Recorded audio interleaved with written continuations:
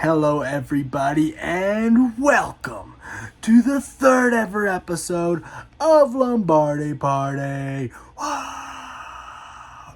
Now, before we get you started off with a great episode, I think it's a great episode. I have to apologize for lying to you all last week. I told you all that we were going to be doing NFC North predictions. And I didn't even think about the fact that week 1 of the NFL season is right on our heels. And now it's even closer. So we have to talk about that first game for the Packers. Packers versus Eagles. And it's a history-making game because it's the first ever game played in South America. That's right. We're going to Brazil. I'm not going to Brazil, unfortunately, because I'm a college student. But they're going to Brazil, and I can't wait to watch. Unfortunately, exclusively on Peacock. Now, I'm very happy that the NFL is expanding. I hope it takes the same path as the NBA. We all know that the NBA has become the second most popular game in the world. Statistically, I'm not sure where I saw that, and I'm not sure how you really measure that, but that is what I saw. Basketball has become the second most popular sport in the world. And I would really love for the NFL to take the same path. And I think they could. Football is a super exciting game. Not hard for people to understand, really. Not hard when it comes to like soccer or hockey, So I think that it could take the same path, and I hope that it does. But the big story with this game has been the safety concerns, and that's really unfortunate. First game ever played in South America, and we're worrying about safety concerns, but it has to be done. Many players are concerned about the player safety. Teams, first off, are being asked to not wear green due to gang affiliations in the city. What are we doing? NFL, what are we doing? You picked the Packers and the Eagles, the two green teams in the league. You could have had anybody. You could have had the Chiefs and the 49ers. Have a Super Bowl rematch in Brazil week 1. You could have done that, but no. We picked the two green teams in the NFL, and I'm not saying those are the only two because, I'd have to think about it right now, but we got two green teams going to Brazil where they don't want us to wear green. And the Eagles said, okay, they're not going to do that. And I respect them for that, worrying about player safety. But the Packers, we're built different. We're built different in Wisconsin. I'm in North Carolina, but they're built different in Wisconsin. They're wearing green. They wear it with pride, just like I'm wearing it with pride right now. There's no gangs that are going to stop us from wearing Packers green. I'm going to be wearing it in my living room. They're going to be wearing it in Brazil, in their hotel rooms. And speaking of the hotel rooms, players are being asked not to leave them. That's concerning. Darius Slay recently on his podcast just came right out and said it. I do not want to go to Brazil. They already told us not to leave the hotel. And he even said that he's telling his family to stay here because of the concerns. And that is concerning. I don't know exactly what Darius Slay is being told. He said it was because of the crime rates, but the crime rates there aren't that much higher than in Philadelphia. But, I'm not sure what all goes on. I've done a little bit of research, not a lot, so I don't want to have too strong of an opinion on the topic. But A.J. Brown and Devontae Smith also spoke about their concerns. Of course, no Packers players have spoken about concerns because they're built different in Wisconsin. But honestly, at this point, reschedule the game. Like I said, I don't know if the safety concerns are valid. I don't know. I've seen a lot of people call that it's xenophobia. And it's possible. I don't know. I haven't done the research, so I'm not going to take it. I'm not going to take a stance. But even if the safety concerns are overblown at this point, there are still other factors like outside of travel and jet lag that are gonna affect the play. Like these players are scared, specifically on the Eagles side. Like Darius Slay does not want to go to Brazil. He said it. AJ Brown said like I just want to get in there, win the football game, and get out. These guys don't want to go to Brazil, and to me, there's merit in that. They're the ones playing the games. So, like, if they speak up, we have to listen. But, of course, that's unlikely because it's the NFL and we're trying to make money. It's a Peacock exclusive. It's already been promoted. So, let's just talk football. And the first thing I want to talk about, what I think is the most important, is the quarterback matchup. Jalen Hurts versus Jordan Love. Some people are calling it a top 10 QB matchup. I would have to disagree. I have Jordan Love number 8 and I have Jalen Hurts number 11. So it's close enough to a top 10 quarterback matchup, but still not quite for me. This is Jordan Love's first time really playing the Eagles. He played against them one time in 2020 when he was still a backup. He cooked them. He really did. 6 for 9, 113 yards, 1 touchdown, no interceptions, 146.8 passer rating. He cooked them. But how much does it really matter? It's in 2022. We're talking about 2024 now, baby. So let's talk about last season, 2023. I took the liberty of just writing down all of their stats, or all of the major ones at least. And I'll just list them off real quick. When it comes to passing, Jordan Love has Hurts beat by 40 attempts. But completions, it's only Jordan Love by 20. So as you can guess, completion percentage, Hurts is beating out Love by a little over 1%. Nothing I really care about. Yards, Love is beating out Hurts by 300. Yards per attempt, they're even at 7.2. And here's where the discrepancy comes in. Passing touchdowns, Love by 9. Interceptions, Love by 4. Well, really, it's Hurts by 4, as in Hurts has 4 more interceptions than Jordan Love. So Jordan Love has 9 more touchdowns and 4 less interceptions. That speaks volumes to me, just as their ceilings as players. Sacks. Love had 6 less sacks, or Love was sacked 6 less times than Jalen Hurts. And that, to me, speaks to pocket presence. It speaks to timing, because the Eagles' O-line was incredible, the best O-line in the league last year for my money. I think that they're going to take a little hit because of Jason Kelce, of course, but they're still incredible, and they were even better last year, and Love still took 6 less sacks. So to me, that just speaks to their ability to get out of the pocket, to hit throws on time, to not hold on to the ball. Pocket presence. And Love has Hurts beat out. Now we come to rushing. Jalen Hurts has Jordan Love beat by 100 attempts. 100 attempts. That's 100. Remember that. 100 attempts. Yards. Hurts beats out Love by 350 yards.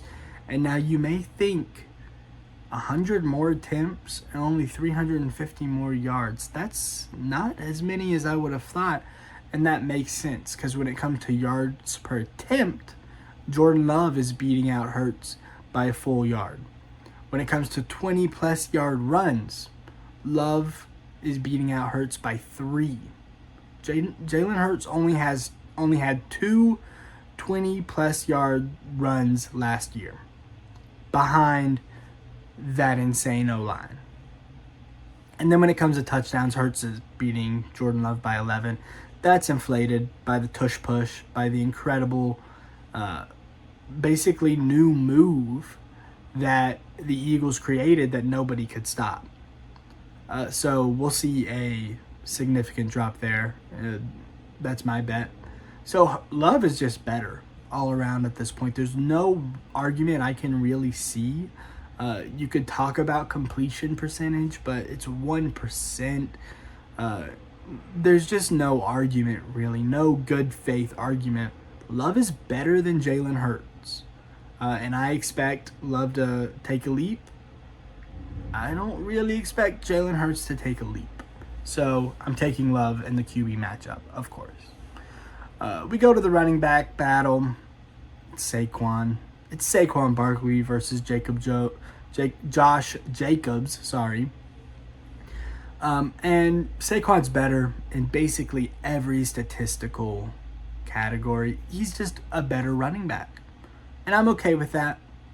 So we'll just move on. The running back battle. Of course, I trust A.J. Brown and Devontae Smith as a duo. They're a top duo in the league with Hill and Waddle, and with Jefferson and Addison. They're right there, top three to me. But the Packers wide receiver room is impossible to guard.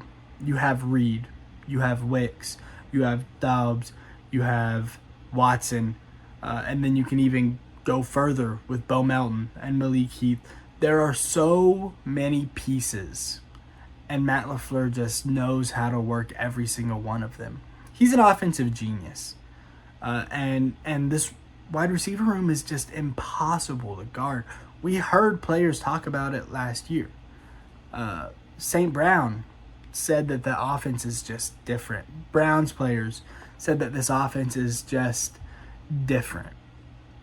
I have faith in this offense. It's week 1, and I'll get into that later.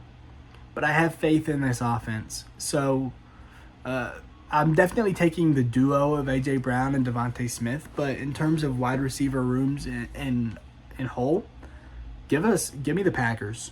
Give me the Packers over just about anybody. I'd probably take the Texans at this point. I'd take the Bears at this point. But give me the Packers over just about anybody. That depth, that mind, it's hard to beat. Now, we go to the O-line battle. I'll give it to the Eagles. They lost Jason Kelce, and that's going to hurt them a lot. Like I said, we're going to see a drop in Hurts rushing production. But they're still better than the Packers by a good margin. And I do think the Packers is underrated. I like Zach Tom a lot. I think he's one of the most underrated O-linemen in the league. I think he is one of the best in the league. I like Rasheed Walker. I like Jacob Morgan a lot. I like Jordan Morgan. I like Jordan Morgan a lot. I like Jacob Monk a lot. So this O-line is by no means bad. And like we saw, Jordan Love took less sacks than Jalen Hurts did.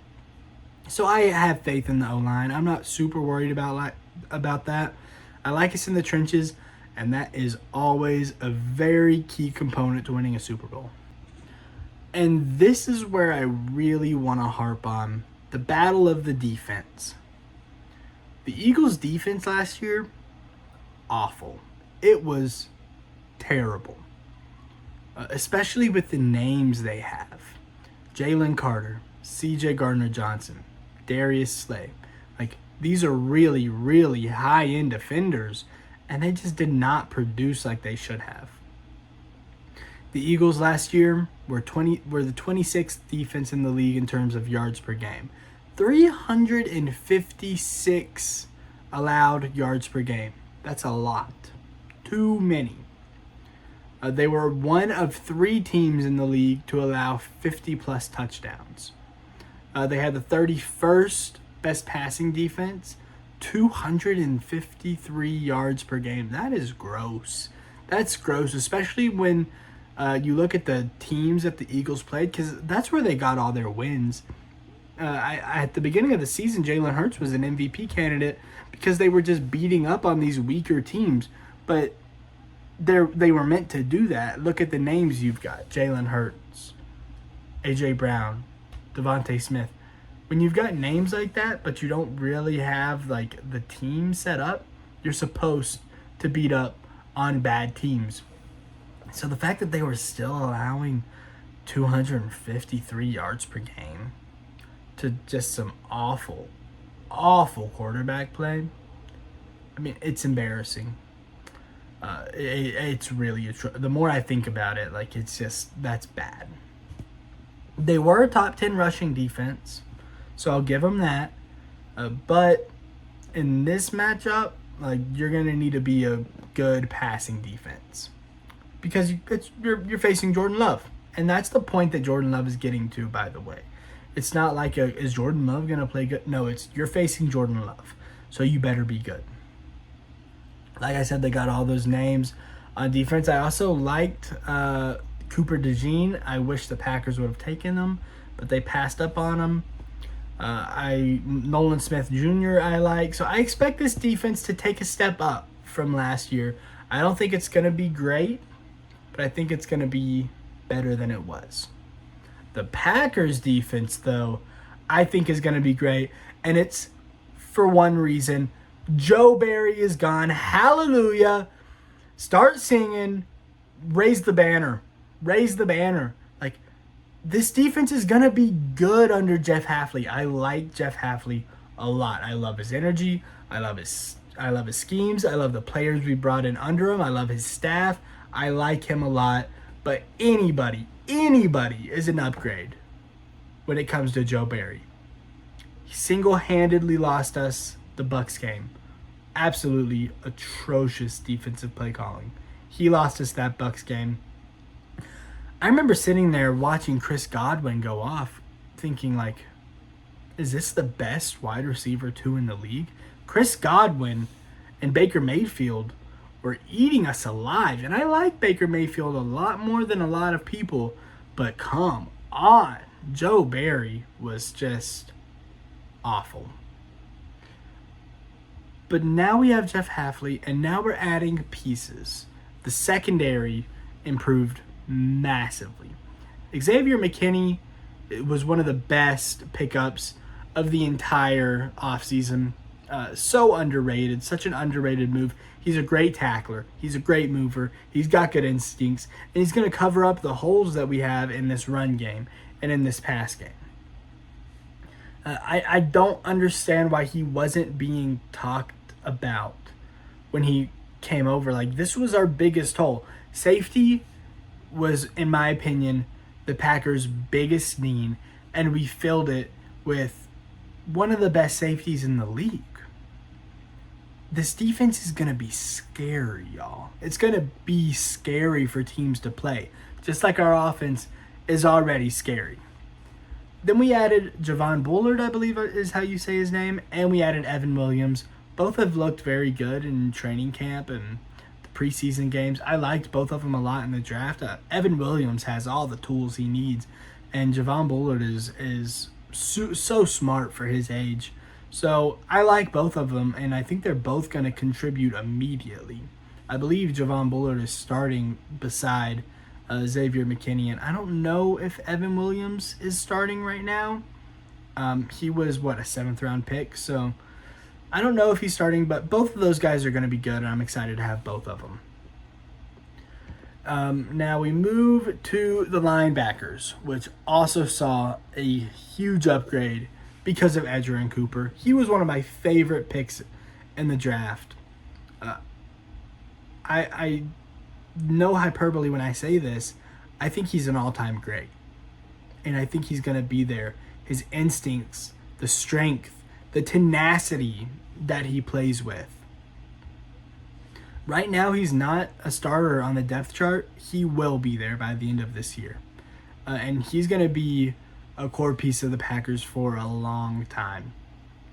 I would put money down on it. Edgerrin Cooper will be the next all-time great at linebacker. And I can't, when you watch his tape, everything jumps out. Like, everything jumps out. His hands, his speed, strength, quickness, acceleration. He is the full package at linebacker. And I just can't wait to see him do his thing. And then we also have Isaiah McDuffie, who I think is due for a breakout year. We have Quay Walker, who I think is due for a breakout year. Those guys were screwed under Joe Barry. I mean, they really, really were. He was just awful. He had Quay Walker playing cornerback at times. just awful. And Jeff Hafley is just going to make this defense so much better immediately. You can tell the guys buy into him. Then we move on to this front seven. You got Preston Smith, you got Kenny Clark, you got Rashawn Gary. All good, all sucked under Joe Barry. All of our problems have been solved because Joe Barry is gone. Everything that was wrong with this defense has been solved because Joe Barry is gone. I don't mean to be dramatic when I say this. Joe Barry was like one of the worst defensive coordinators in the league. I would take almost anybody above him. I can't tell you, the viewers, how happy I am when I heard that he was gone. I don't know why we stuck with him through the whole season. I really don't. I think that we would have won more games in the regular season for sure. We would have won the Bucs game. We would have won the Giants game. We definitely would have won more games if it hadn't been for Joe Barry. And then we might have beat the 49ers. Now, the 49ers just had some crazy luck and, the refs. And I'm not normally a guy to blame the refs, but there were some pretty bad no calls. And I'm talking about that Purdy, just throw the ball out of the bounds and no intentional grounding. Terrible call. But, that was last year, and this is this year. And week 1 is coming very, very soon. So you've heard my rant. You've heard me talk about the Eagles. You've heard me talk about the Packers. And I'm sure you're sitting there looking at your screen saying, Carson, tell me who's going to win the freaking game. Let me tell you. I think the Packers win 20-17. Pretty low scoring matchup, but it's week 1. Everybody's going to be sluggish. And these are just two very close teams, at least on paper. And we'll see how that plays out throughout the season because I think the Packers are going to be better than the Eagles.